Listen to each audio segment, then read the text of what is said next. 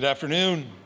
Our next coach will be Kim Mulkey from LSU. Kim is beginning her 5th season as LSU's head women's basketball coach. Kim is the only person in college basketball history to win national championships as a player, an assistant coach, and as a head coach.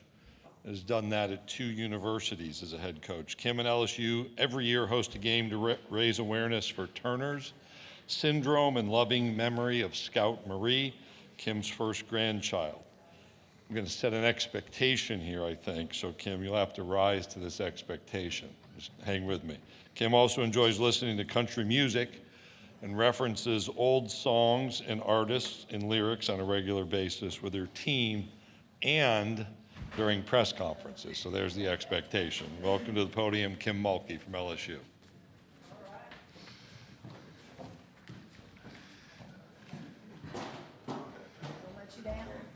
You don't want me to let you down? Paint me a Birmingham.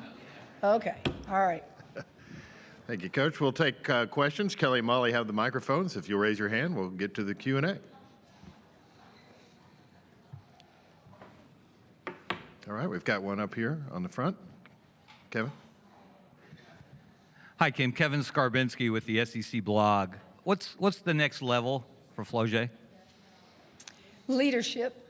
I think Flau'jae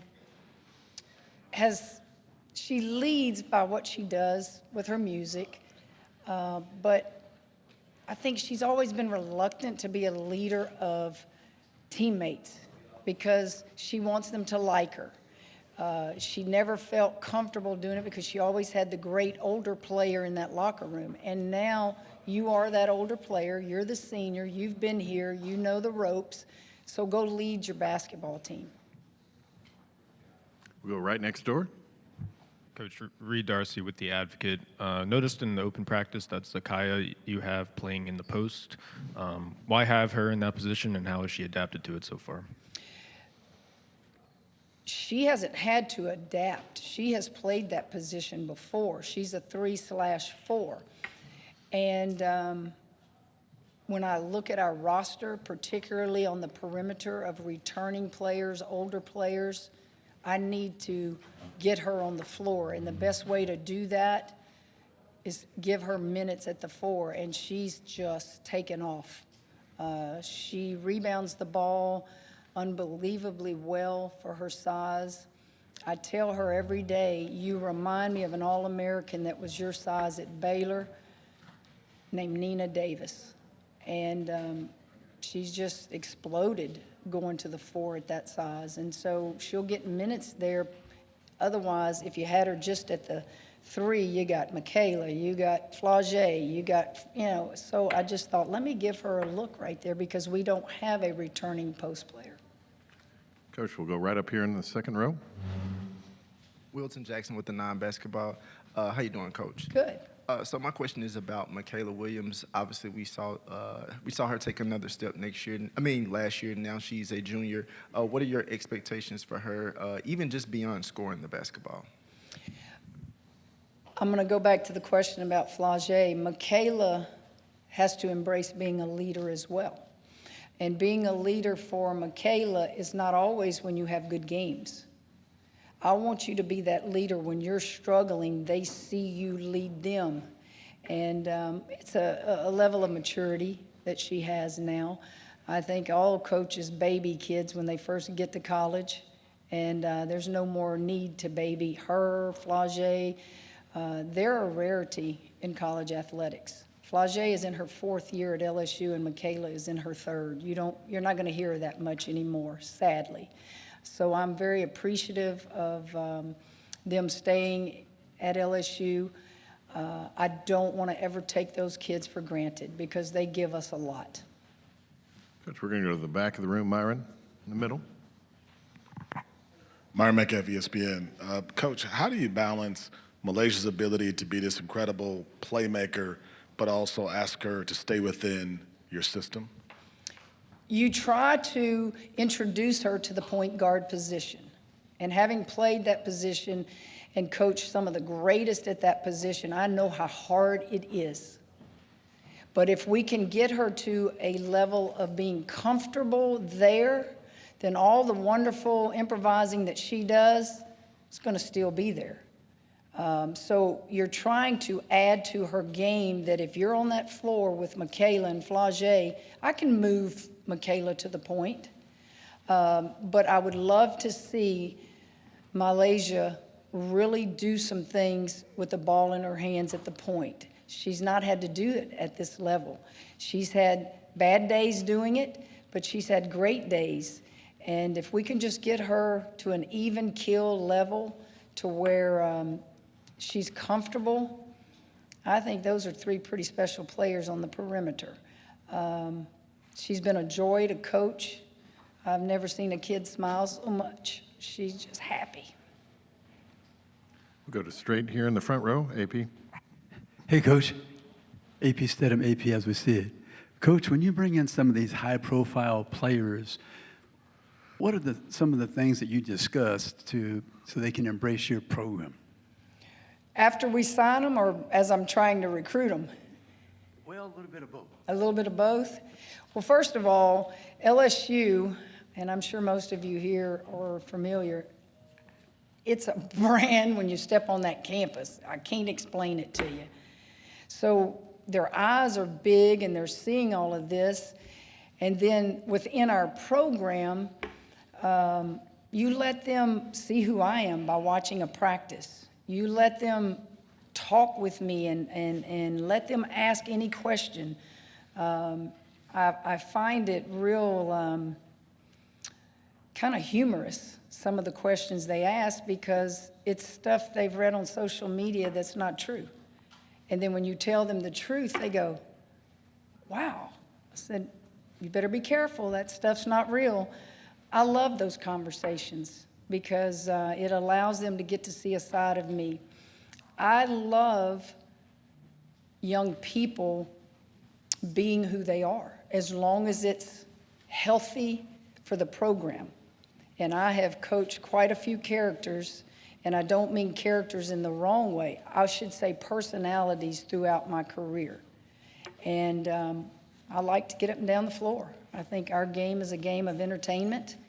And I think young people want to run. I think they want to get up and down the floor. And I've just got a knack for knowing what to do, when to say it, and they allow me to coach them.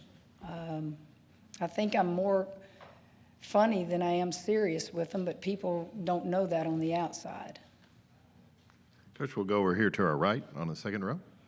Coach, what's challenging about losing a player like Anissa Morrow, and do you think you have enough to, I guess, compensate for what she gave you on the glass and on the offensive end and the defensive end? Well, if you think about it, losing Reese and losing Morrow, boy, you just have to think about the rebounds. I don't know right now if we're capable of having a player that can go do that by herself. So let's do it collectively.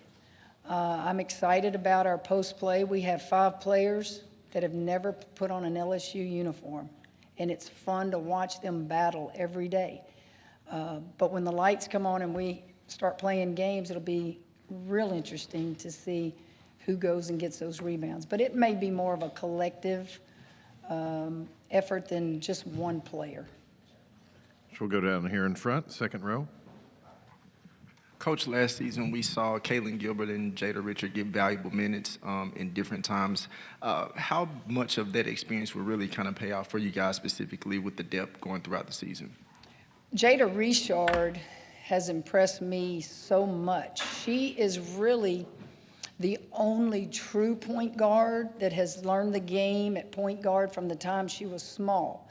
She got a taste last year of the frustrating freshman year, and she has worked so hard throughout the summer, and I'm very high on Jada.